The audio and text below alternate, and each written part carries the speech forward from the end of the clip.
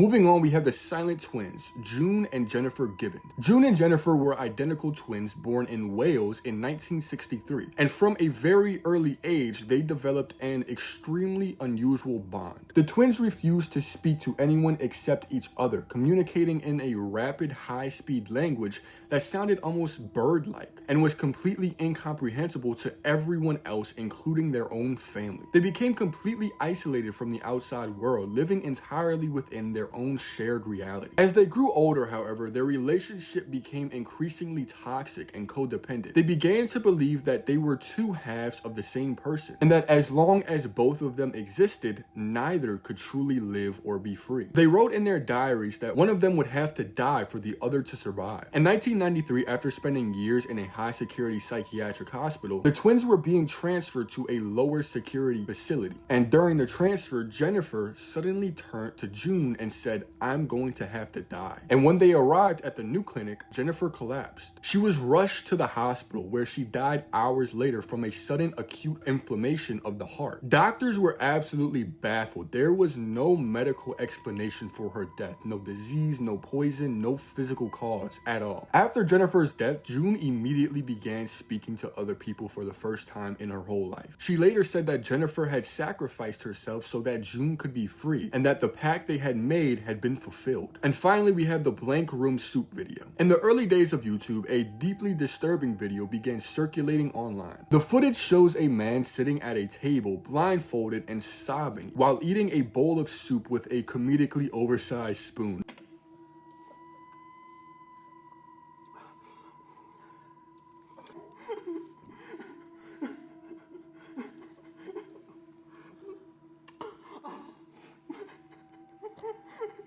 The man could be shaking, crying, and gagging as he forced himself to eat, and the atmosphere and vibe you get from this video is just one of pure despair. Then, from behind him, two figures emerge. They're wearing these massive blank face mascot costumes with these hollow, expressionless eyes and oversized heads. The figures silently approached the man and began stroking his back in a grotesque parody of comfort, patting him gently while he continues to force this soup down. This is part one, the part that I'm talking about, and it's only a couple minutes long, but there are 3 other parts that are just as bad as part 1. Many have dismissed it as an art grade project or a shock video, and if it wasn't for this video being debunked, I would actually disagree with them. See, the mascot costumes that the 2 figures wear were reportedly stolen from a performer named Raymond Percy, and due to this and the nature of the videos, many began to claim that the man in the video was being tortured, forced to eat the soup that was made out of his kidnapped wife. But like I said earlier, the video